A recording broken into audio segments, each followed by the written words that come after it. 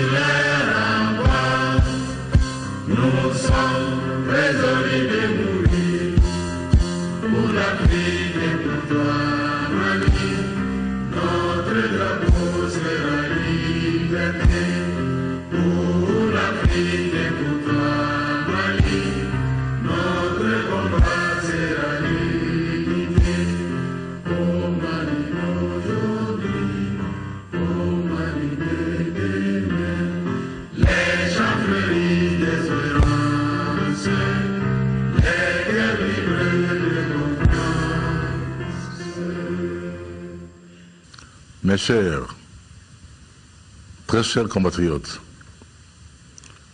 nous voici encore une fois dans une épreuve particulièrement douloureuse.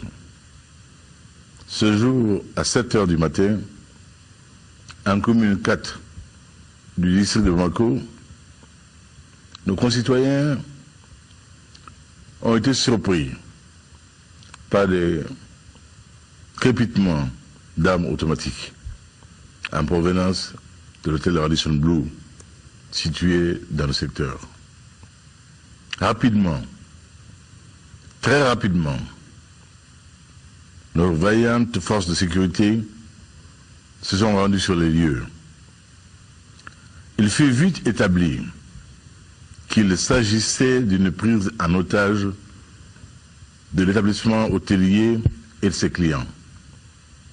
Le Radisson Blu, en raison d'efforts particuliers, constatables et évidents en matière de sécurité, bénéficie de la confiance d'une clientèle cosmopolite, en particulier des hommes d'affaires attirés par le renouveau malien.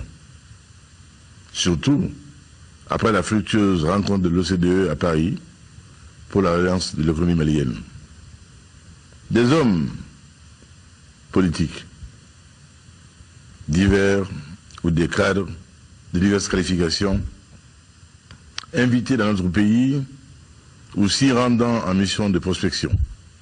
Bref, tous, à un titre ou à un autre, amis du Mali. Cette communauté, c'est toute cette communauté d'hommes et de femmes de bonne volonté qui était ainsi attaquée. Et la vie des uns et des autres mise en risque particulièrement élevé. Tout au long de la journée, nos forces, police, gendarmerie, garde nationale, au prix de la vie de chacun de leurs éléments, avec courage, abnégation, discipline et professionnalisme remarquables, ont réussi à réduire patiemment et à neutraliser définitivement ces illuminés de notre temps qui étaient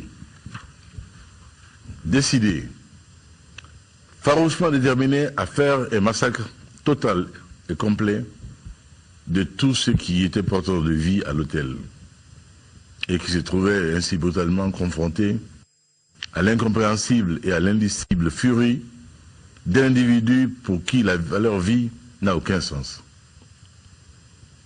Des forces de pays amis dont la France, les USA et l'aménagement se joignirent à la conclusion heureuse d'une tragédie qui eût pu connaître une ampleur toute autre. Depuis la survenue de cette tragédie, notre pays a élargi considérablement le champ de sympathie dont nous ne dirons jamais assez combien nous l'avons apprécié et le considérons comme un témoignage éloquent du refus de tous les hommes épris de paix et du souci du respect des valeurs humanistes essentielles. Refus de subir l'inacceptable, l'inadmissible et l'intolérable loi de ceux qui ont choisi définitivement de rompre avec l'humanité. Non, ces individus n'ont rien à voir avec sans foi ni loi, n'ont rien à voir avec la religion de Mahomet. Religion de paix, de respect réciproque et de convivialité entre les hommes. Ce soir, le bilan est lourd et consternant. 21 morts, dont 2 terroristes, 7 blessés. Il aurait pu être ce bilan plus sévère, n'eût été l'engagement immédiat, constant et courageux de nos forces de sécurité, auxquelles il me plaît encore une fois de rendre ici, au nom de la République, l'hommage le plus vibrant pour le courage des jeunes hommes, pour leur patriotisme et leur foi en le Mali. Chers compatriotes, ce qui vient de se passer après la première tragédie de la terrasse, dont, contrairement à certaines allégations, nous avions bel et bien tiré les enseignements, cette nouvelle agression nous oblige à prendre de nouvelles dispositions sécuritaires dont chacun comprendra aisément le bien fondé et le caractère absolument incontournable. C'est pourquoi, chers compatriotes, le Conseil des ministres, réuni sous ma présidence ce jour, dès mon retour de N'Djamena, où j'ai pu apprécier la chaleur de la solidarité de tous mes pairs, vive chaleur, vive sympathie, mes pairs du G5. Ce Conseil des ministres extraordinaire a donc pris les mesures que dessous. Décret de l'état d'urgence dès ce jour, vendredi 20 novembre, à partir de minuit. Mise en berne de tous les drapeaux sur l'ensemble du territoire national et dans nos ambassades et consulats. Deuil national de 3 jours à compter du lundi 23 novembre à 0h. Très chers compatriotes, tel est le message grave et solennel que je me devais de vous livrer en ce jour.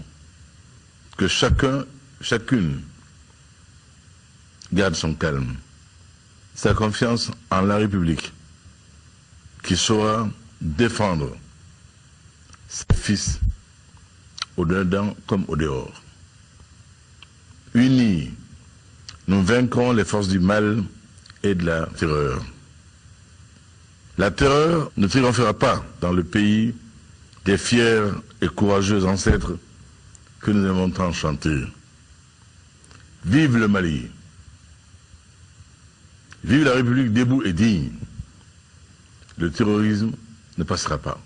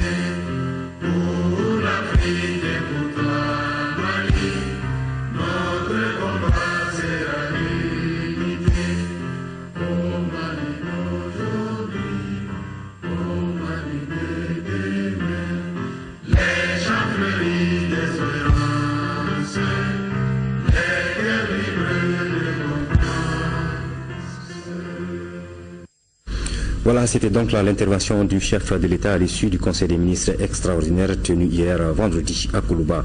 Je vous le disais en début de cette édition, nous recevons sur ce plateau M. Fousseni Samaké, directeur général de l'ENA, l'École nationale d'administration. M. Samaké, bonsoir et merci d'accepter notre invitation. Bonsoir. Vous avez suivi l'intervention du chef de l'État à l'issue du Conseil des ministres extraordinaire tenu donc hier vendredi 20 novembre. Conseil des ministres extraordinaire qui a décrété l'état d'urgence qui recouvre cette mesure et de quoi s'agit-il exactement, M. Samaké? Merci beaucoup. Pour être le plus simple possible, pour que les gens comprennent, décomposons la notion. L'État, c'est une situation. Il ne s'agit pas d'une institution, c'est-à-dire l'État, le Mali comme État. L'état d'urgence fait référence à une situation, donc État. Et d'urgence, urgence. L'urgence, c'est la nécessité d'agir immédiatement. Donc l'état d'urgence fait référence à la nécessité d'agir pour faire face à une situation exceptionnelle. À ce stade, je peux le résumer de cette façon. Voilà, nous vous retrouverons au cours de cette édition pour nous parler d'autres détails par rapport à l'état d'urgence. Et pour le moment, nous partons avec le deuxième élément de cette édition, le président de la République, Ibrahim Boubacar Keïta, au chevet des blessés de l'attaque terroriste d'hier à l'hôtel Radisson Blu de Bamako. Le chef de l'État est allé s'enquérir de leur état de santé et leur apporter le soutien moral du peuple malien. Ibrahim Boubacar Keïta était d'abord sur le lieu de l'attaque où il a pu constater les dégâts. Le secteur est pour l'instant toujours bouclé et sécurisé. Les investigations se poursuivent pour mener à bien les enquêtes en cours. Ibrahima Traoré. Lendemain de l'attaque terroriste de l'hôtel Radisson à Bamako, l'émotion se lit sur les visages. Accompagné du Premier ministre, le président de la République, qui a très vite pris les choses en main, est venu constater de visu les dégâts causés sur les lieux. Les images choquent. L'horreur dans toute l'acception du terme. Le chef de l'État avait du mal à supporter les traces de sang versées ça et là. Il marchait quasiment sur les étuis de balles à terre entre les vitres cassées de l'hôtel. Bref, les dégâts sont énormes, mais en chef de guerre, le président de la République rassure. Qu'ils peuvent continuer à venir au Mali, autant qu'ils peuvent continuer à aller à Paris, autant qu'ils peuvent continuer à aller à Genève, autant qu'ils peuvent continuer à aller à New York. Et je pense que d'être qui nous sommes ne nous réduit pas à un mépris quelconque. Je crois que les temps ont changé, le monde a changé. Et ce qui a été fait hier, fabuleusement, par nos forces de sécurité, vaut qu'on le respecte.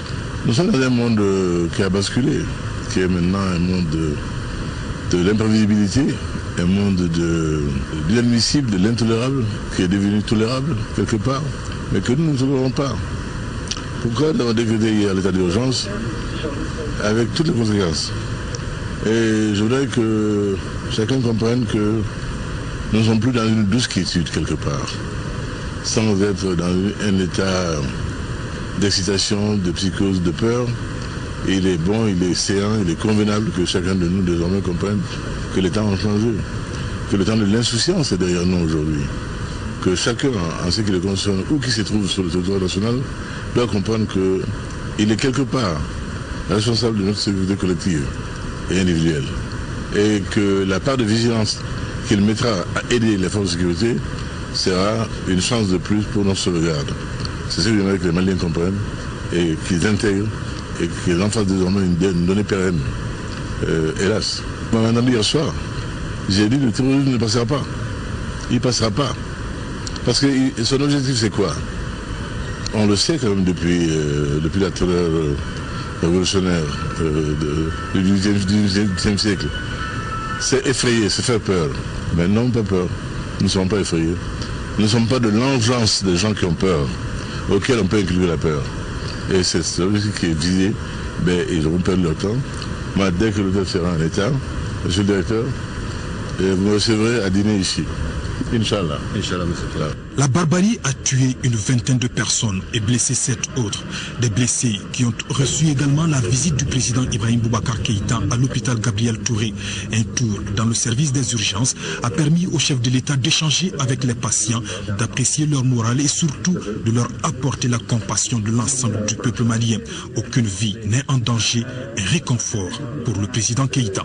C'est moi, encore une fois, m'incliner pieusement sur la mémoire de ceux qui sont partis, sans savoir pourquoi, sans savoir par qui. Et ils méritent notre hommage, de la nation malienne. Je suis venu ici également m'enquérir de l'état de ceux qui ont été blessés.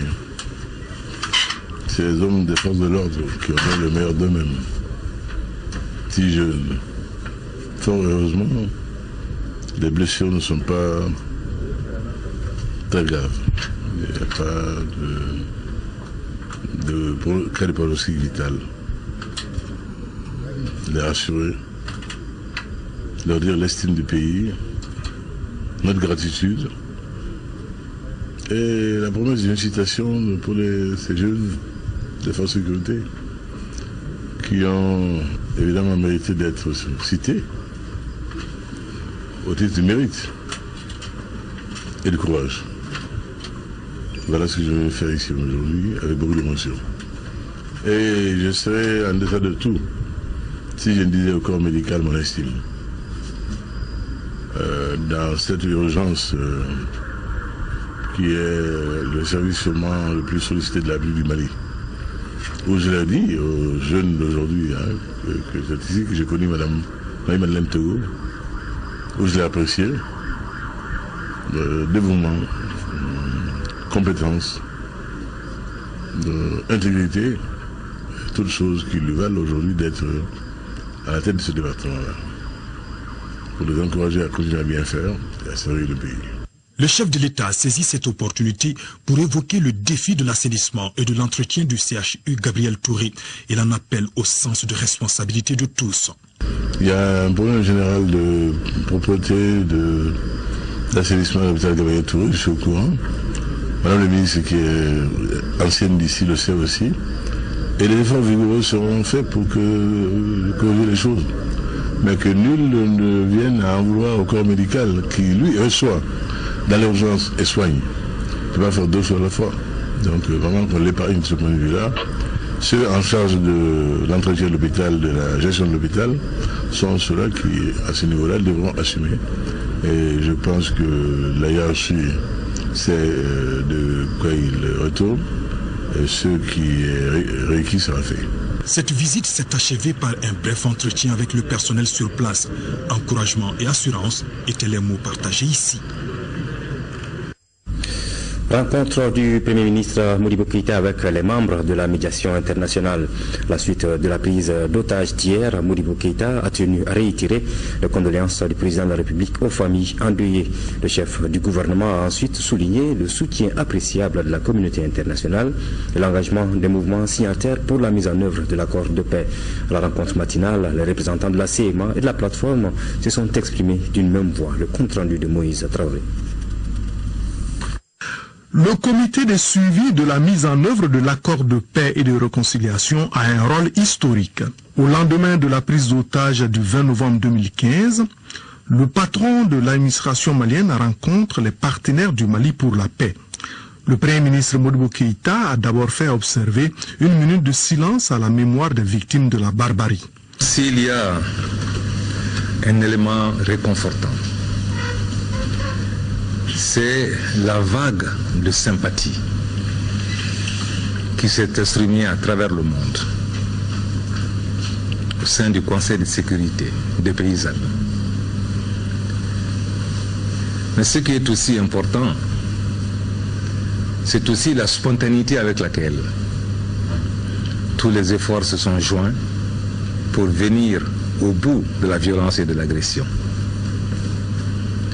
Mais nous avons également eu des moments d'émotion intense quand hier nous avons entendu le communiqué conjoint publié par la CEMA et par la plateforme pour affirmer leur volonté commune d'aller à la paix. Ceci est réconfortant. Nous avons toujours dit que depuis la signature de l'accord pour la paix et la réconciliation au mois de mai, au mois de juin, nous avons expliqué à tous nos partenaires que nous avons connu des difficultés, mais que ce n'était pas du fait des mouvements signataires de cet accord. Je tiens à le redire ici. Ce n'était pas du tout de leur fait. Nous avons eu des adversaires d'une autre nature, mais il faut reconnaître cela. Au moins, c'est un engagement à respecter la parole donnée. Messieurs de la CEMA, messieurs de la plateforme, je tiens à vous en féliciter. À vous, cher ambassadeur. Je sais dans quel état d'esprit vous avez été placé durant ces moments de profonde douleur.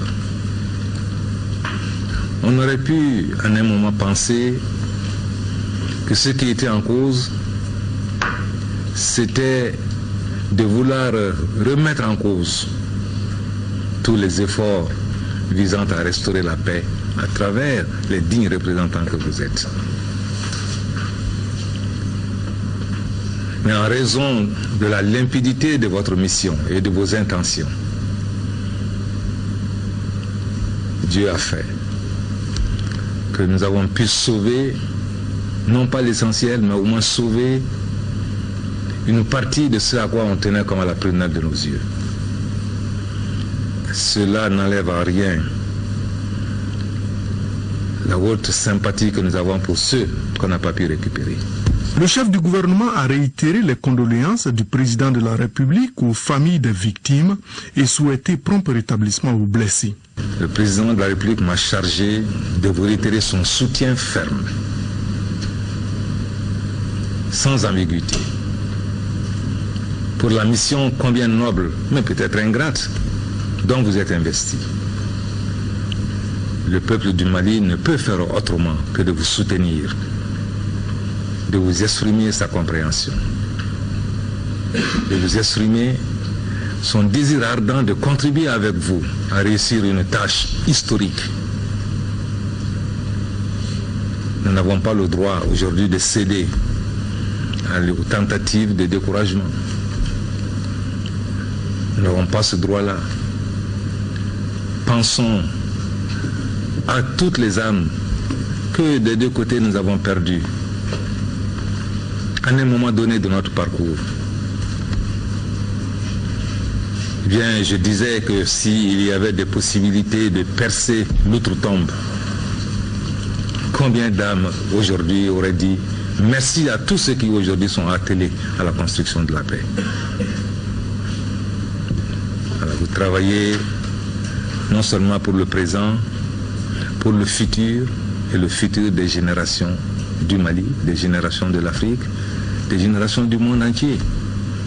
Des générations éprises de paix, de liberté et de bonheur, de bien-être et de mieux-être. Outre l'ambassadeur d'Algérie, chef de file de la médiation, et le représentant spécial du secrétaire général des Nations Unies au Mali, plusieurs membres du gouvernement sont à la rencontre.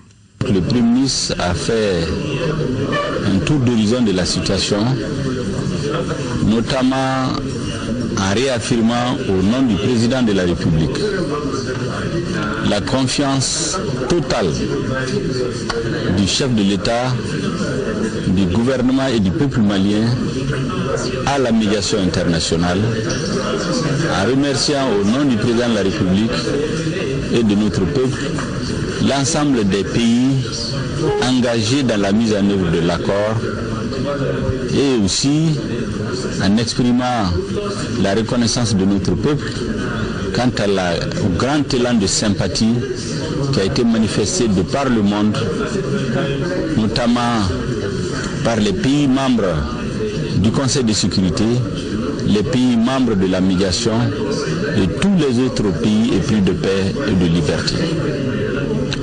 Le Premier ministre a tenu à insister sur le fait que l'attentat d'hier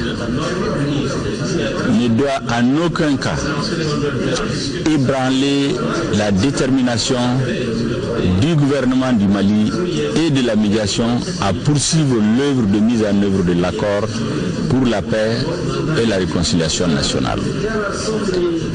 Comme vient de le dire le président de la commission de médiation, l'ambassadeur d'Algérie, le constat a été fait par le Premier ministre et par l'ensemble des participants qu'un pas qualitatif vient d'être franchi dans la mise en œuvre de l'accord. Ce pas qualitatif, c'est quoi? Vous aurez remarqué hier soir que la plateforme et la coordination ont parlé d'une seule voix en s'adressant au peuple malien face à l'épreuve qu'il vit. Et aujourd'hui, pendant la rencontre, les deux partis ont eu un seul porte-parole.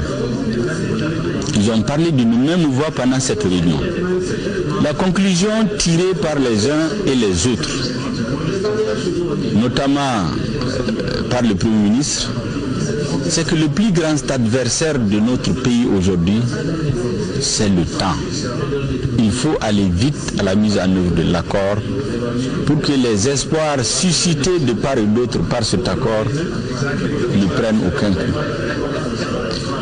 L'autre grande conclusion qui vient d'être tirée aujourd'hui, c'est qu'il y aura désormais un avant et un après le 20 novembre. Parce qu'il est très clair, c'est une idée qui faisait son chemin, qu'il y a nettement deux camps. Vous avez le camp de la paix, composé du gouvernement du Mali, de la médiation internationale, des autres composantes de la partie malienne, autrement dit la CEMA et la plateforme, toute la communauté internationale donc rangée dans un camp, le camp de la paix et le camp de ceux qui ne veulent pas de la paix. Il appartient donc à toutes les parties qui sont les composantes du camp de la paix de se donner la main, de faire confiance les uns et les autres, d'accélérer la cadence de la mise en œuvre de l'accord afin d'isoler chaque jour, chaque instant les ennemis de la paix et faire en sorte que la paix soit imposée et que notre peuple puisse vivre dans la tranquillité et dans le bonheur auquel il a droit. L'attaque suivie de prise d'otages à l'hôtel Radisson a fait 21 morts et 7 blessés. Les partenaires pour la paix au Mali sont déterminés pour la mise en œuvre de l'accord à la suite de la rencontre avec le Premier ministre. Ils réaffirment leur engagement aux côtés de l'État malien après l'attaque de l'hôtel Radisson. Ils sont au micro de notre reporter Moïse Traoré. Nous sommes venus pour non seulement présenter nos condoléances aux familles endeuillées et leur apporter notre assistance et puis apporter un message au nom de la CEMA et de la plateforme à l'endroit du gouvernement et de la communauté internationale pour leur dire qu'en tant que mouvement signataire, nous nous engageons encore une fois de plus et devant le monde pour dire que nous nous inscrivons totalement dans l'application de l'accord que nous avons librement signé et que nullement aucun acte terrorisme des terroristes ne pourra nous faire dévier de notre chemin. Et pour ceux qui pensent que l'islam c'est de tuer des innocents, la vie humaine elle est sacrée. Et nous avons hérité de l'islam de nos parents et nous ne craignons pas la mort parce que Dieu nous a dit le terme quand c'est arrivé, on ne vous ajouterait pas une seconde. Donc terroriser les gens parce qu'on les tue au nom de l'islam, ce n'est pas l'islam. Et nous nous engagerons à mettre tout ce que nous pouvons en œuvre pour éradiquer ce mal. Parce que ça nous a suivi. Ça suit l'islam qu'on a hérité de nos parents. Ça suit l'islam qui est source de paix, de cohabitation, de pardon. Aujourd'hui, il suffit de voir un musulman pour que le monde s'inquiète. Or, le musulman, quand on le voit, on doit chercher refuge auprès de lui parce que c'est la paix. Le prophète sallallahu alayhi wa sallam Dieu lui a dit, si ce n'est pas que tu as été doté d'une éducation exemplaire, tout le monde t'aurait fui. Mais aujourd'hui, voilà que tout le monde se rassemble autour de toi parce que tu as été très bien éduqué, parce que tu sais prendre les gens. Alors, à ceux qui pensent qu'ils vont nous faire peur en tuant, en terrorisant, ils se trompent d'adversaire. Parce que ça nous donnera la force de comprendre que l'ennemi n'est pas loin. Et ce que nous tentons de faire comprendre à la communauté internationale, à travers tous ceux qui ont eu des familles endeuillées, nous leur disons que donnons-nous la main pour qu'ensemble nous faisons de ce monde, plus particulièrement notre pays, et ensuite de ce monde, un havre de paix, un lieu où le vivre ensemble sera vraiment acceptable entre nous, parce que c'est ça la vie. Et le problème, chaque fois qu'il y a des problèmes, il y a des solutions. Il n'y a que des solutions. Si nous acceptons déjà qu'il y a un problème, c'est que la solution n'est pas loin. Donnez-nous la main et on aura la solution, Inch'Allah. Moi, j'estime que les attentats lâches, odieux, barbares d'hier ne font que renforcer notre solidarité. La solidarité de la communauté internationale, la solidarité des Nations Unies avec le gouvernement malien, avec le peuple malien, avec tous les partenaires maliens qui sont dans le camp de la paix. Aujourd'hui, on a deux camps. On a le camp de la paix et on a le camp des forces du mal. Et l'attentat d'hier rentre dans le cadre de ces forces du mal qui essaient de dérailler le processus de paix, qui essaient de mettre en péril tous les efforts qui sont déployés jusqu'ici pour accompagner le gouvernement à mettre en œuvre l'accord de paix et de réconciliation.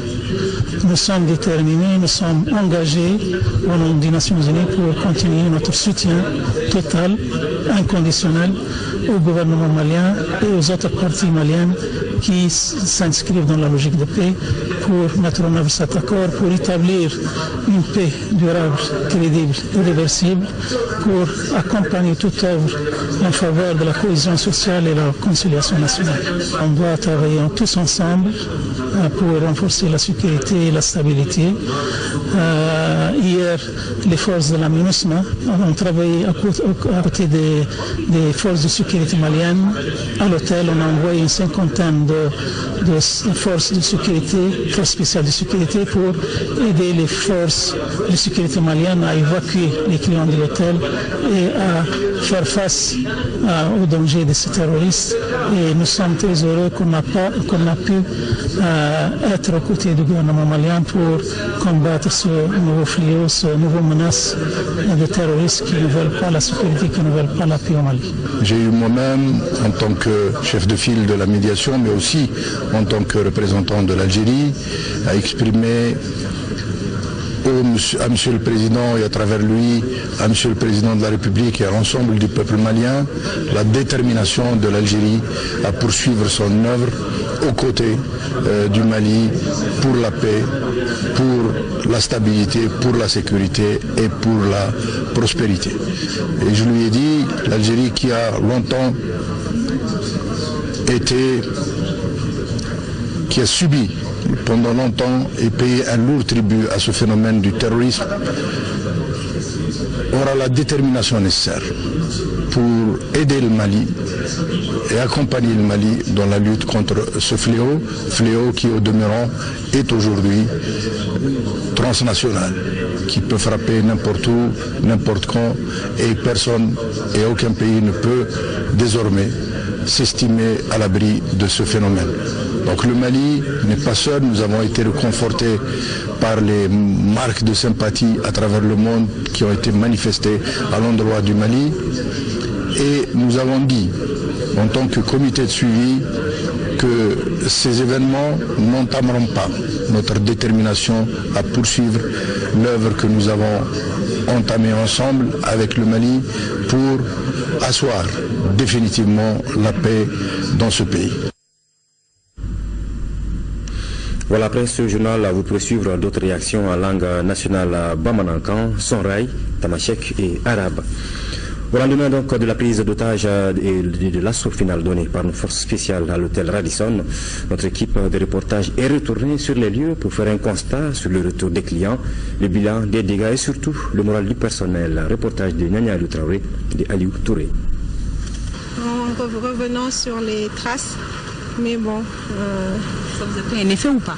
Ça m'a fait un effet, oui. Vraiment, j'ai vu des traces de sang et tout ça et j'étais vraiment catastrophée par autant de méchanceté. C'est par compte-gouttes que les clients arrivent à l'hôtel pour récupérer ce qui leur reste comme affaires. Je ne pars pas précipité, la preuve, je viens chercher mes affaires tranquillement. Et j'ai dormi tranquillement hier soir dans un endroit sécurisé, avec une personne pour me protéger, donc ici présent, vraiment très bien, de vos effectifs de police, donc parfait, qu'est-ce que je peux demander plus? Je suis vivant, c'est l'essentiel, alors qu'il y a tellement de gens qui malheureusement sont restés dans ce malheur. Certains, encore très secoués par les événements de la veille, ne souhaitent pas s'exprimer. Mais ces larmes valent tout le témoignage du monde. Ces personnes sont les rescapés de la barbarie humaine qui a touché l'hôtel Radisson de Bamako. L'émotion est telle qu'à l'entrée principale, ces derniers ne se rendent même pas compte de l'odeur toujours persistante des munitions utilisées ainsi que des débris de verre éparpillés sur le sol. Au moment de notre passage, la place était comme figée dans le temps. Ici, au Radisson, tout est resté intact. Depuis la prise d'otage jusqu'à l'assaut donné par nos forces spéciales, les enquêtes se poursuivent, dedans comme dehors, et la sécurisation continue jusqu'à la fin de ces enquêtes. L'hôtel est à la disposition des techniciens de scène de crime. La scène est tellement vaste, on doit passer au peigne fin. Tout objet qu'on peut retrouver peut nous aider pour la recherche de la vérité, pour les identifications. Si je comprends bien, l'hôtel est vide. Il n'y a pas d'employés, il n'y a pas de clients, il n'y a personne, il n'y a que la police, les enquêtes. Non, il y a quelques personnels de l'hôtel qui est sur place pour sécuriser les biens des clients. Quel est leur moral? Le moral, pour l'instant, c'est bon, dans l'ensemble. Bien vrai qu'à un moment, il y avait une psychose de terre, mais tout a été aplani avec l'action déterminée de nos forces. Au parking, des douilles de balles sont récupérées par les enquêteurs. D'après ces derniers, les terroristes auraient utilisé des kalachnikovs. Autre élément clé de l'enquête, la direction par laquelle les terroristes seraient arrivés. Ce représentant de la loi nous explique qu'à la vue de l'emplacement des douilles de balles, il serait venu par l'entrée nord de l'hôtel. Un peu plus loin, voilà le procureur qui arrive, déterminé à mettre la main sur ces ennemis de la paix, de la cohésion sociale, bref, de la vie. Cette fois-ci, nous sommes à même de vous dire que les investigations seront sérieusement menées et nous pensons qu'à terme, nous pourrons débusquer les auteurs de ces actes barbares que vous avez constatés depuis hier. Autre arrivée remarquée, celle de cet employé modèle de l'hôtel, qui n'a pas hésité à risquer sa vie pour sauver des clients. Il y a un nommé Tamba, Nerema Nyana Sanana Purke Kayana, vraiment Yande Mekosove, Radisson Barakaladu, Tamba Djara. Vraiment, c'est quelqu'un à féliciter. Parce que l'otage tout le monde, allez faire que faut cadeau hôtel Konana. Ton moral ce matin? Le moral, j'arrive. Je vois mes chefs là, ils m'appellent. Ça vous fera quelque chose de revenir sur les lieux? Non, franchement, je demande à tous les Maliens d'être sereins et c'est la vie continue quoi. Tant que l'hôtel sera ouvert, nous allons travailler ici. Nous avons dit qu'il a mis un renforcement de sécurité, c'est ce qu'on a dit. C'est tout ce qu'on fait, renforcer la sécurité. Quoi qu'il en soit, on va renforcer la sécurité. Dites-leur qu'ils ne nous effraient plus. C'est ce que je demande. C'est le message. Ils ne nous effraient plus encore. À la fin de l'interview, notre équipe a voulu franchir l'entrée principale avec lui. Malheureusement, la presse n'était pas encore admise compte tenu du déroulement de l'enquête. Voilà, l'attaque de l'hôtel Radisson Blu donc par un commando armé hier a été l'occasion une fois de plus pour l'armée malienne de démontrer sa détermination et son professionnalisme dans la gestion de ce genre de situation. Beaucoup d'otages ont eu la vie sauve grâce à l'intervention de nos forces spéciales qui étaient au devant de la scène. Une performance saluée aujourd'hui par l'ensemble des Maliens. Le point avec Sidiki Dambélé. L'image choc de cette attaque, c'est sans nul doute celle-là. Un ex-otage sur le dos d'un élément de nos forces spéciales. sauvés, exfiltrés et emmenés à lieu sûr. L'image fait le tour du net, appréciée par tous. Commentaire d'un internaute, la réalité des faits démontre toujours les mensonges contre nos vaillants soldats qui risquent toujours leur vie pour sauver des vies civiles. À l'unanimité, tous saluent la bravoure, le professionnalisme et même la gentillesse de nos forces spéciales au cours de cette opération, à commencer par les otages libérés. Donc les militaires ont été très professionnels, ils nous ont bien encadrés. J'ai essayé un truc, mais bon, après le plus sage, parce qu'il y avait les militaires de l'autre côté, ils m'ont dit rester dans la chambre. Donc finalement on est resté dans la chambre, ils sont venus, ils ont tapé en disant c'est les forces de sécurité. Et puis j'ai regardé, c'était bien eux, après je suis sorti. Donc ils ont récupéré tout l'étage, je pense. Il y en a qui étaient encore dans leur chambre, mais après ils ont fait une deuxième montée. Et à un moment donné, il y a les forces maliennes qui sont venues nous récupérer, quoi. Ils nous ont dit que c'est là, ils ont frappé à nos portes pour dire que c'est la sécurité. Ensuite, on était un petit groupe, ils nous ont évacués par les escaliers, quoi. Dieu merci, on est sains et saufs actuellement, quoi. Dans son discours à la nation, après le Conseil des ministres extraordinaire, les premiers mots du président de la République, Ibrahim Boubacar Keïta, étaient adressés à la vaillante armée. Rapidement, très rapidement, nos vaillantes forces de sécurité se sont rendues sur les lieux.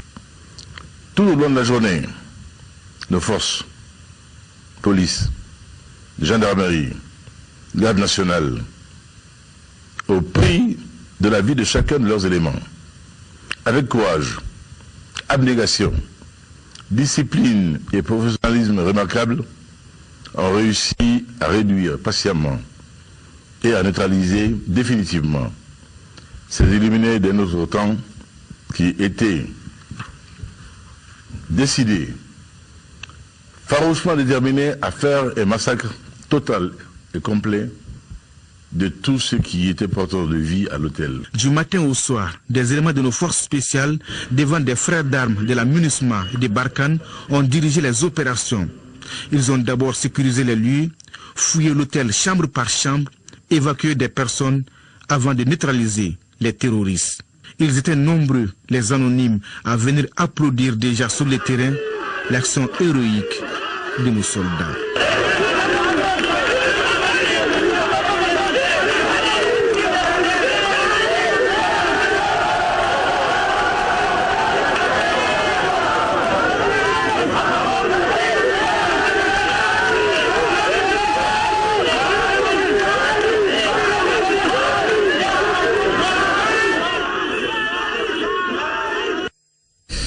L'assaut donné par nos forces de défense et de sécurité a pris plus de 7 heures. Une riposte menée avec professionnalisme.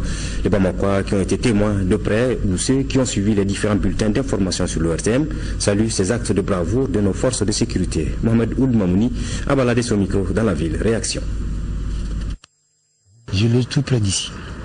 Donc j'ai été témoin de tout ce qui s'est passé. La police, je tire mon chapeau. La gendarmerie, je tire mon chapeau. La garde nationale, ils sont les plus braves. C'est-à-dire tous les porteurs d'uniforme, on doit les encourager. Le seul moyen qui leur manque là, c'est le moyen de disposition, c'est-à-dire matériellement. J'ai été témoin de ce qui s'est passé ici. J'ai vu nos gens, les gens de la garde nationale qui portaient les gens sur leur dos, qui les faisaient sortir. On n'a vu aucun porteur d'uniforme étranger. Dans cette situation-là, nous devons tous encourager les porteurs d'uniforme maliens, y compris la protection civile. Tout le monde s'est dévoué du début jusqu'à la fin. Nos forces spéciales, ils ont fait un boulot formidable. Ils ont pu faire sortir les humains. Donc on est très content d'eux, on est fiers d'eux. Et ça va venir petit à petit. Nous sommes fiers de nos forces de sécurité. On va continuer à prier. Mais bravo pour notre armée malienne, surtout les gendarmeries nationales, ils ont très bien travaillé hier. Surtout, ils ont été les premiers quand même, ils ont qu'ils ont pu sauver ces gens-là. Je suis contente du travail accompli par nos forces de sécurité. Que l'État continue de leur donner plus de moyens. Hier, vraiment, j'ai assisté, j'ai fait à peu près 3 heures de temps ici. J'ai tourné peut-être dans 4 coins de barrières. J'ai observé avec attention hier l'armée malienne appuyée par les forces étrangères. Vraiment, ils ont abattu un travail vraiment remarquable. Et je me suis même dit que si tous les moyens sont mis à leur disposition, c'est des gens qui sont capables vraiment d'aller loin. Absolument. Le président de la commission défense de l'Assemblée nationale a lui aussi visité l'hôtel Radisson pour constater les dégâts causés par les terroristes. Il s'est ensuite rendu à l'hôpital Gabriel Touré pour apporter le soutien de la commission aux blessés. Nyanyalou Traoré, reportage. L'attentat commis au Radisson de Bamako a sérieusement touché le moral des Maliens. L'émotion est encore vive selon différents témoignages. Tous sont unanimes, il ne faut pas laisser le terrorisme prendre le pas sur la vie. Sentiment partagé par le président de la commission défense de l'Assemblée nationale. Nous sommes très peinés, c'est tout le peuple malien qui est en deuil.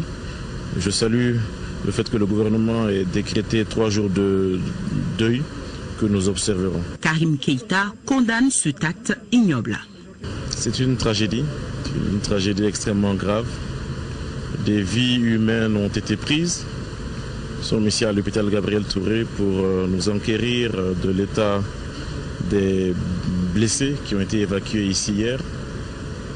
C'est le terrorisme, c'est un phénomène mondial. Il nous sera extrêmement difficile de le combattre, mais je pense que la volonté peut vaincre. Et aujourd'hui, et de tout le temps d'ailleurs, la ferme volonté des autorités de ce pays-là est de combattre ce terrorisme-là. Il a encore frappé à nouveau. Il faut se relever. Il faut voir ce qui n'a pas marché, que ce soit au niveau de la coordination du renseignement, au niveau de l'anticipation. Le député élu en commune 2, après avoir rencontré et apporté son soutien aux blessés admis à l'hôpital Gabriel Touré, invite la population à garder son calme. Selon Karim Keïta, la vigilance doit être de mise. La population doit rester vigilante, mais il va falloir malheureusement qu'elle change ses habitudes. Dorénavant, il faudra que l'on considère qu'il y a un avant et après hôtel Radisson. Et ça, il faudrait que même les autorités soient intraitables là-dessus. Il faut que nous changions certaines habitudes. Mais je tiens aussi à saluer le travail accompli par nos forces de défense et de sécurité qui ont montré non seulement aux Maliens hier, mais aussi au monde entier qu'ils ont un savoir-faire réel et qu'ils ont pu extraire de cet hôtel-là bon nombre d'otages, mais aussi saluer les alliés, nos amis qui sont venus aussi nous aider. Je parle notamment de la France, des États-Unis, tout le corps sécuritaire de la MINUSMA. Tout juste après cette visite, le député s'est dirigé vers l'hémicycle où il devait rendre compte aux membres de sa commission afin de prendre des mesures nécessaires d'aide aux autorités pour la prévention et la sécurisation des Maliens. Voilà, nous revenons à présent à notre invité, M. Fousseni Samaké, directeur général de l'ENA, l'École nationale d'administration. M. Samaké a réagi et nous a défini l'état d'urgence après l'intervention du chef de l'État. À présent, M. Samaké, dites-nous dans quelles conditions décréter l'état d'urgence. L'état d'urgence est un régime juridique qui est prévu dans notre Constitution et qui est régi par une loi de 1987 avec un décret d'application de la même année. Et l'état d'urgence, selon cette loi,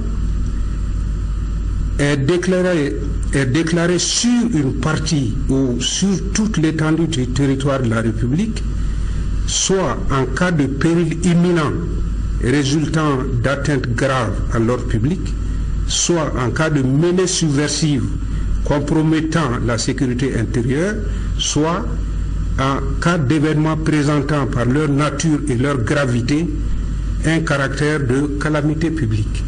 Voilà les hypothèses dans lesquelles l'état d'urgence peut être déclaré. Voilà. Ici, par rapport aux événements que vous venez de présenter, par rapport aux propos du chef de l'État, qui a estimé que, à juste titre, que c'est une terreur qui s'exerce sur notre pays, par rapport à toutes les déclarations sur la gravité de la situation, on est dans l'hypothèse ici où un péril imminent résultant d'atteintes graves à l'ordre public est incontestablement constitué.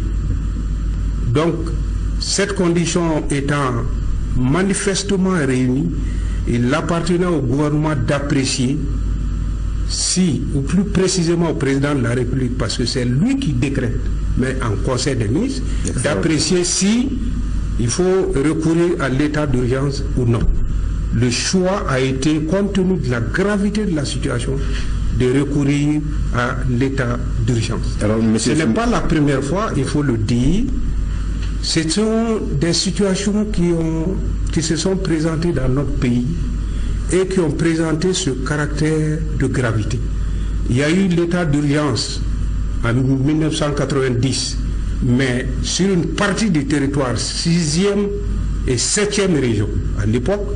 Ensuite, il y a eu l'état d'urgence en janvier 2013, lorsque le pays était quasiment en situation d'être envahi par des terroristes. Donc, nous avons ici, aujourd'hui, le 3e cas de déclaration de l'état d'urgence dans le Mali indépendant. Voilà, M. Samaké, alors, y a-t-il un délai légal par rapport à l'état d'urgence et est-ce que ce délai peut être prolongé?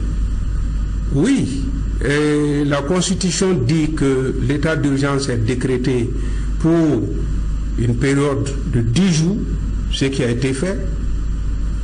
Maintenant, au-delà de 10 jours, pour pouvoir proroger, il faut recourir à la représentation nationale, c'est-à-dire à l'Assemblée nationale, qui seule peut proroger l'état d'urgence au-delà de 10 jours.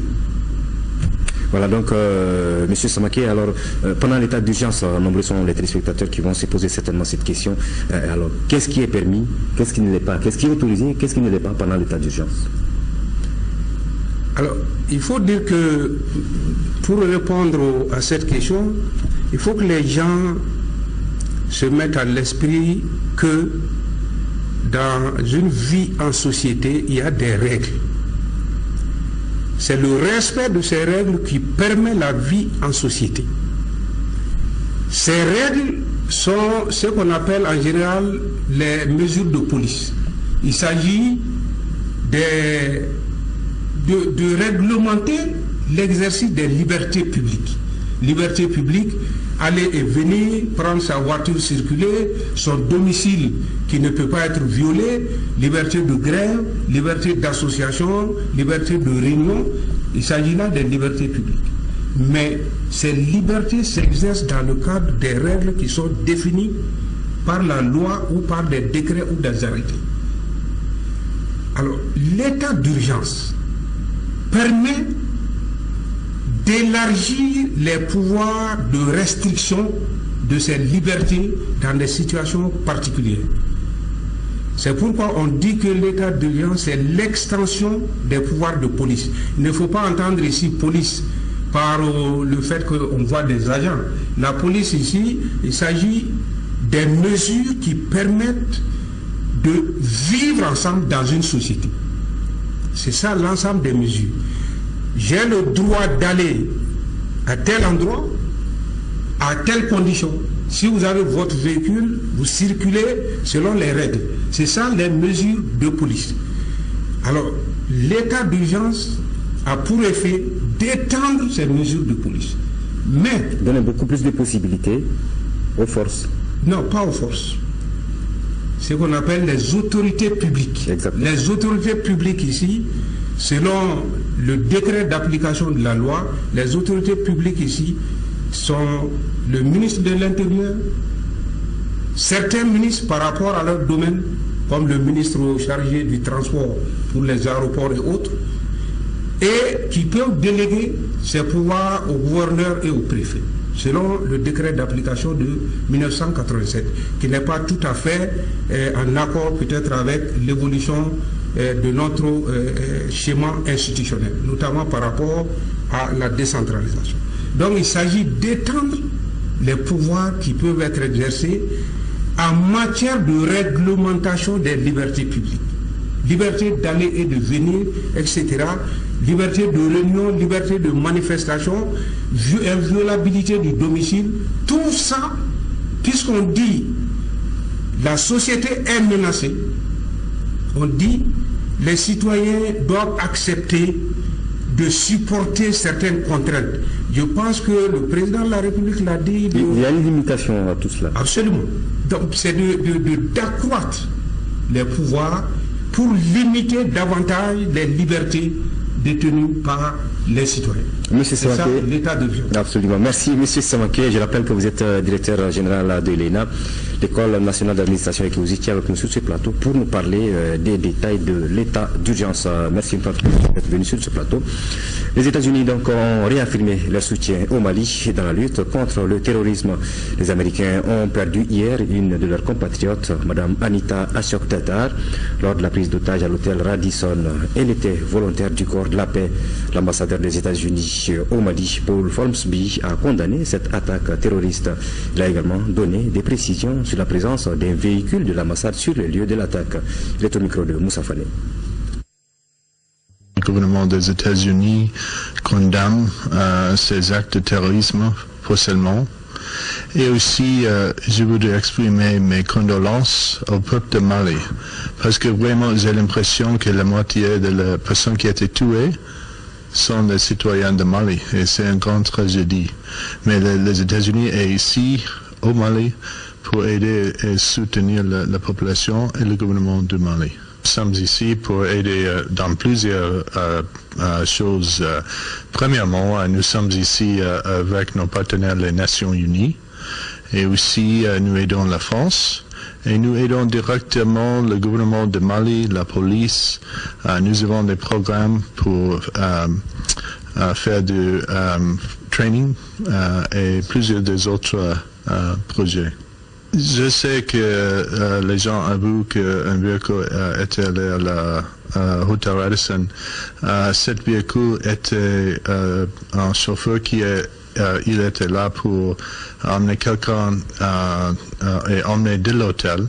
Et ils ont fui de la voiture à cause de les terroristes et ils ont laissé la voiture là, simplement ça. Il y a plusieurs personnes qui étaient tuées. Aussi un travailleur qui vient des États-Unis. Elle s'appelle Anita Dutter. Elle était ici pour aider le peuple de Mali. Elle était mère. C'est vraiment une grande tragédie. Elle était en volonté de la Cour de la paix du Sénégal aussi. Et malheureusement, les terroristes a tué cette pauvre femme. C'est vraiment dommage.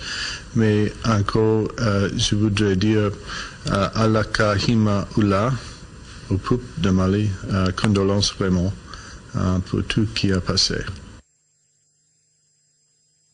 Le comité interministériel de crise a tenu une réunion ce matin dans les locaux du ministère de la Sécurité et de la Protection civile. À l'ordre du jour, la prise d'otage survenue hier à l'hôtel Radisson. Le ministre de la Sécurité et de la Protection civile a également animé un point de presse pour expliquer aux journalistes nationaux et internationaux l'état d'évolution des enquêtes. Reportage de Rachel Tessouké. Le déroulement des enquêtes sur la prise d'otages survenue à l'hôtel Radisson Blu et le renforcement de la sécurité étaient au cœur des discussions de cette rencontre du comité interministériel de crise. Un comité co-présidé par le ministre de la Défense et des anciens combattants et celui de la sécurité et de la protection civile. Nous sommes réunis ce matin pour faire le point de ce qui s'est passé hier. En d'autres termes, pour faire un débriefing et un retour d'expérience. Il s'agissait de repasser en revue toutes les actions qui se sont enchaînées hier entre 7h et 18h. De voir ce qu'on aurait pu faire autrement et ce qu'il y a lieu de faire à partir de maintenant. Je pense que ça c'est très important Parce que, ouais, les phénomènes terroristes, c'est difficile de prévoir à 100% où est-ce que des attentats peuvent survenir, quand est-ce que ça va survenir. Donc il faut être prêt en permanence. Le ministre de la Sécurité et de la Protection civile a également animé un point de presse au cours duquel il a donné le nombre de victimes. Vous savez qu'hier a été une journée éprouvante pour toute la population malienne, mais également la communauté internationale, puisque l'hôtel Radisson nous signalait hier encore 128, avant-hier soir, 128 clients. Du début des opérations jusqu'à la fin, les forces de sécurité maliennes ont pu exfiltrer 133 personnes pour les ramener au niveau du palais des sports. Et ces clients-là ont été pris en charge par la protection civile et les services du ministère en charge de l'action humanitaire. Certains pourraient poser la question, la différence entre les deux chiffres. La différence est due au fait qu'il y avait des activités au niveau de l'hôtel et que certains avaient commencé à venir. Et il y a également le personnel de l'hôtel qui fait que le nombre de clients qui était à peu près de 128, et il y avait une différence malgré tout par rapport à ce que nous avons exfiltré et par rapport aux victimes. Le bilan définitif, il y a de 18 morts du côté des clients, de 7 blessés et d'un gendarme malien tué dans l'action. Côté des forces de sécurité, nous avons, parmi les blessés, nous avons 3 policiers des forces spéciales également blessés plus ou moins légèrement. Du côté des assaillants, nous avons neutralisé 2 terroristes, disons comme ça, puisque le mode d'action, vous avez pu tous le voir, il est terroriste. Le ministre, qui a félicité les agents de la sécurité pour leur bravoure lors des opérations, appelle la population à collaborer avec les forces de l'ordre. À présent avec nous en plateau, Ibrahima Djombele pour nous livrer le contenu, le message de condoléances du chef de l'État, son Excellence Ibrahim Boubacar Keïta, à certains de ses pairs dont les ressortissants ont été victimes des attentats terroristes de l'attaque de l'hôtel Radisson. Ibrahima Djombele, bonsoir. Bonsoir Amar Diallo, mesdames et messieurs, bonsoir. Le premier message de condoléances donc du chef de l'État, Ibrahim Boubacar Keïta, est adressé au président de la République, au président Vladimir Poutine, président de la Fédération de Russie, message ainsi libellé. La mort d'ici ressortissant russe ami du Mali dans l'attaque terroriste contre l'hôtel Radisson Blu de Bamako le vendredi 20 novembre 2015 a profondément ému et indigné le peuple malien et son gouvernement. Je condamne avec la dernière rigueur cet acte barbare et intolérable et a malheureusement endeuillé votre pays aussi. En cette douloureuse circonstance, je voudrais exprimer à votre excellence, au gouvernement et au peuple russe ainsi qu'aux familles des disparus durement éprouvées ma profonde compassion et mes condoléances les plus attristées. Je m'incline devant la mémoire des défunts et prie pour le repos de leur âme. Je vous prie d'agréer, Excellence, Monsieur le Président, les assurances de ma très haute considération, signé Son Excellence Ibrahim Boubacar Keïta, Président de la République du Mali. Le deuxième message de condoléances lui est adressé à Sa Majesté Philippe, roi des Belges. La mort de 2 ressortissants belges amis du Mali dans l'attaque terroriste contre l'hôtel Radisson Blu de Bamako le vendredi 20 novembre 2015 a profondément ému et indigné le peuple malien et son gouvernement. Je condamne avec la dernière rigueur cet acte barbare et intolérable et a malheureusement endeuillé votre pays aussi. En cette douloureuse circonstance, je voudrais exprimer à votre majesté, au gouvernement et au peuple belge, ainsi qu'aux familles des disparus durement éprouvées ma profonde compassion et mes condoléances les plus attristées. Je m'incline devant la mémoire des défunts et prie pour le repos de leur âme. Je vous prie d'agréer, majesté, les assurances de ma très haute considération. Message signé Son Excellence Ibrahim Boubacar Keïta, Président de la République du Mali. Cet autre message de condoléances adressé à Barack Obama, président des États-Unis d'Amérique. La mort d'une ressortissante américaine amie du Mali dans l'attaque terroriste contre l'hôtel Radisson Blu de Bamako le vendredi 20 novembre 2015 a profondément ému et indigné le peuple malien et son gouvernement. Je condamne avec la dernière rigueur cet acte barbare et intolérable qui a malheureusement endeuillé votre pays aussi. En cette douloureuse circonstance, je voudrais exprimer à votre excellence, au gouvernement et au peuple américain, ainsi qu'à la famille de la disparue, durement éprouvée ma profonde compassion et mes condoléances les plus attristées. Et je m'incline devant la mémoire de la défunte, prie pour le repos de son âme. Je vous prie d'agréer, Excellence, Monsieur le Président, les assurances de ma très haute considération. Et puis, Le dernier message que j'ai ici à Maramale Diallo, c'est bien ce message de condoléances adressé à Madame Michael Jean, secrétaire générale de la francophonie, message ainsi libellé. La mort de votre collaborateur, Monsieur Geoffrey Alain Dieudonné, dans l'attaque terroriste contre l'hôtel Radisson Blu de Bamako le vendredi 20 novembre 2015, a profondément ému et indigné le peuple malien et son gouvernement. Je condamne avec la dernière rigueur cet acte barbare et intolérable et a malheureusement endeuillé votre organisation.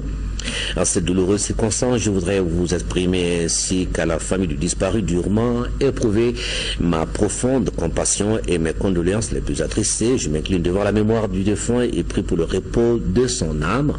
Et je vous prie d'agréer, Madame la secrétaire générale, les assurances de ma très haute considération. À Maramale Diallo, je crois que vous avez également plusieurs réactions à votre niveau.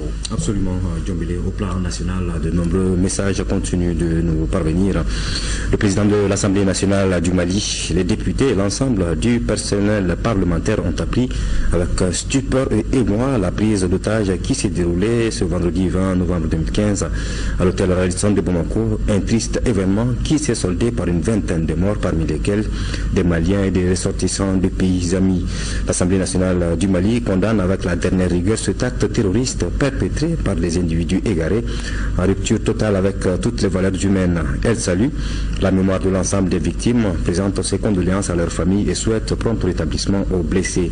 Au nombre des victimes figure M. Geoffrey Dieudonné, haut fonctionnaire au Parlement de la Fédération Wallonie-Bruxelles en Belgique, membre de la délégation d'experts de l'Assemblée parlementaire de la francophonie présent à Bamako dans le cadre d'un séminaire de renforcement des capacités des fonctionnaires parlementaires maliens organisé par l'APF en partenariat avec l'Université Senghor d'Alexandrie.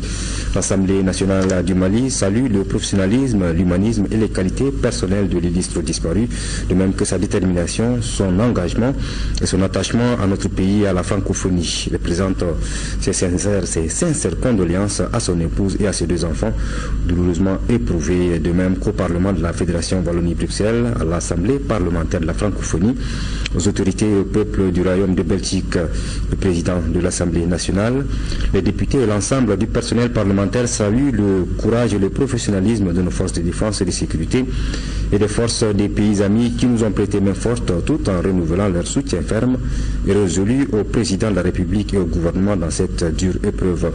L'Assemblée nationale du Mali lance un appel aux pays amis et à l'ensemble de la communauté internationale afin qu'ils soutiennent notre pays dans son statut, dans son combat contre le terrorisme international et pour la paix, la réconciliation et le développement.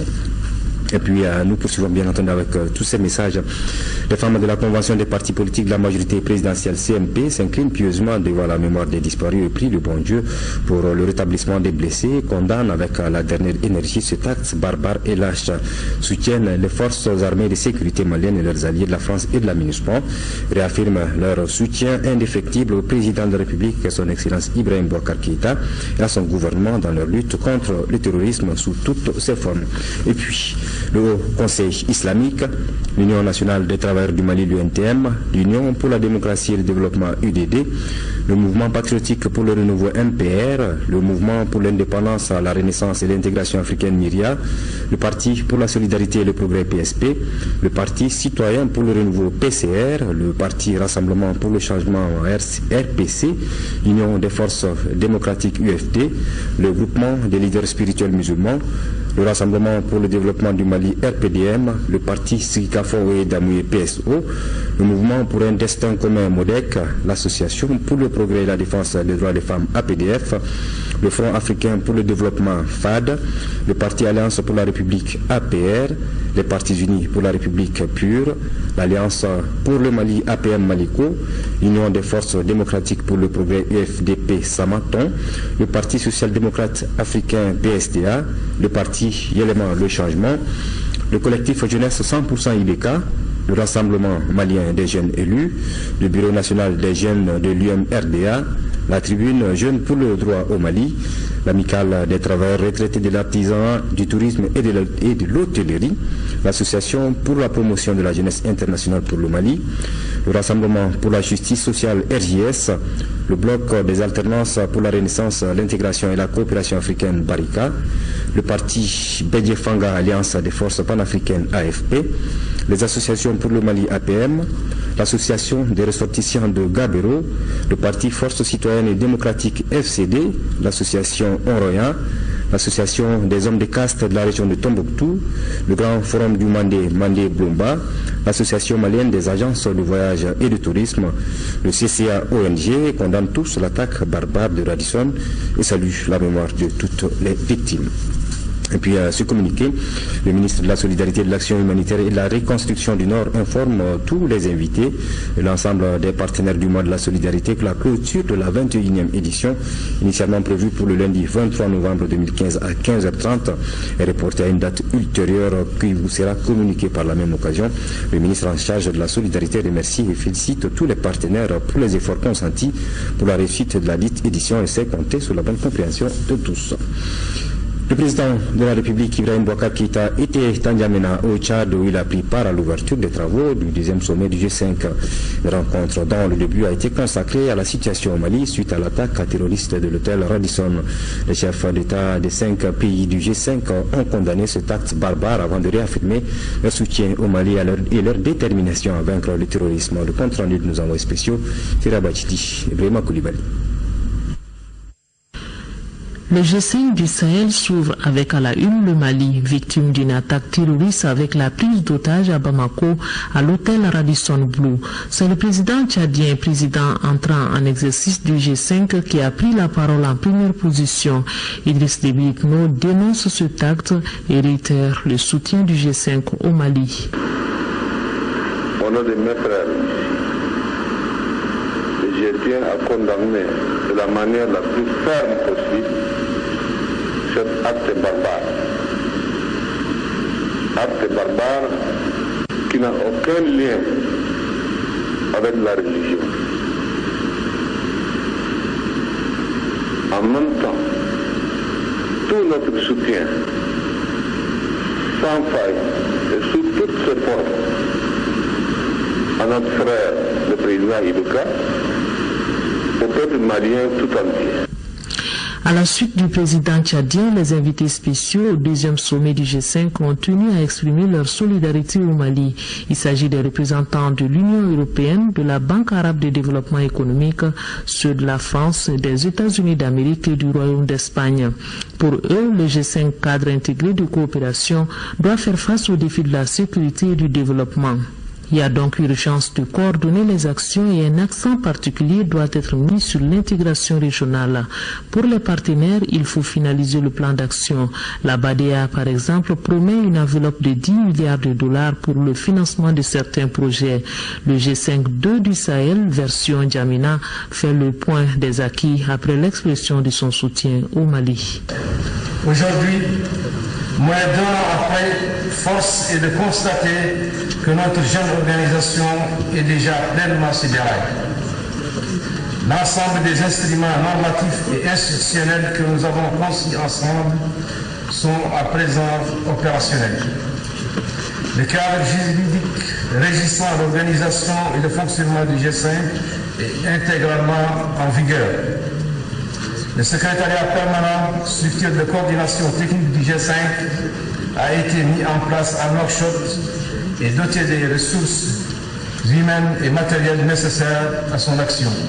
Le président mauritanien, qui passe donc le témoin à son homologue tchadien Idriss Déby Itno pour diriger les instances du G5 Sahel, il revient sur les grandes orientations futures. Nos efforts porteront désormais sur l'organisation d'une table ronde avec nos partenaires pour mobiliser des ressources évaluées à 15 milliards de dollars nécessaires au financement du programme d'investissement prioritaire du G5. Excellences, Mesdames et Messieurs, en appui au cadre d'action transversale, nous avons, au plan sectoriel, veillé également à mutualiser davantage nos efforts et à mieux coordonner notre action. En matière sécuritaire, On soulignera la mise en place d'un cadre efficace de coopération et de coordination entre les états-majors de nos forces armées. De grands projets concernant l'électrification rurale, l'agriculture et l'élevage sont en train d'être examinés. 3 axes seront renforcés: la lutte contre le terrorisme, la gestion du flux migratoire et le développement durable. Le G5 regroupe 5 pays du Sahel, le Niger, le Mali, la Mauritanie, le Tchad et le Burkina Faso. Il a été créé en février 2014. Le personnel de la mission européenne pour le renforcement des capacités des forces de sécurité ECAP Sahel Mali s'est entretenu hier avec les hommes du média. La journée d'échange a eu lieu à la maison de la presse de Bamako et avait pour but de faire connaître les activités menées par le ECAP Sahel Mali sur le territoire national. Fademba Keita. La restructuration des forces de défense et de sécurité, c'est l'ambition que se sont fixées les plus hautes autorités du pays au cours de cette année 2015. Dans cette dynamique, le gouvernement du Mali bénéficie du soutien technique et financier de plusieurs partenaires dont le Cap Sahel Mali ou la mission européenne pour le renforcement des capacités des forces de défense et de sécurité du Mali. Peu connu, le Cap Sahel Mali travaille non seulement conformément au contenu de la Charte des Nations Unies, mais aussi à la politique de sécurité et de défense commune de l'Union européenne. La mission ECAP, qui est venue en complément de la MINUSMA, qui représente le monde entier, et de EUTM, qui est là pour réformer les forces armées du Mali. En complément de ces 2 missions, nous avons été envoyés par les 28 États membres de l'Union européenne pour apporter notre soutien à la police, à la gendarmerie et à la garde nationale du Mali. Le premier objectif que se sont fixés les autorités maliennes est la formation de 600 cadres officiers et sous-officiers du pays. Les formations généralistes que nous adressions aux cadres des 3 forces de sécurité, la gendarmerie, la garde et la police nationale, cadres de proximité, cadres de niveau intermédiaire et cadres responsables de haut niveau. À côté de cette formation apportée aux cadres, nous souhaitons également développer de la formation de formateurs et de la formation d'experts dans un certain nombre de domaines critiques où des compétences d'expertise doivent être développées au sein des forces de sécurité. Ont déjà été formés environ 400 personnels dans ces stages de 4 semaines de cadres généralistes, mais également plus d'une centaine de spécialistes. La mission de l'ECAP Sahel répond à un des soucis du gouvernement et de l'Europe, à savoir le rétablissement de la sécurité et d'une paix durable au Mali. Dans notre pays, elle compte 80 Européens et 35 Maliens. Voilà, c'est la fin de cette édition d'information. Merci de l'avoir suivi. Bonsoir.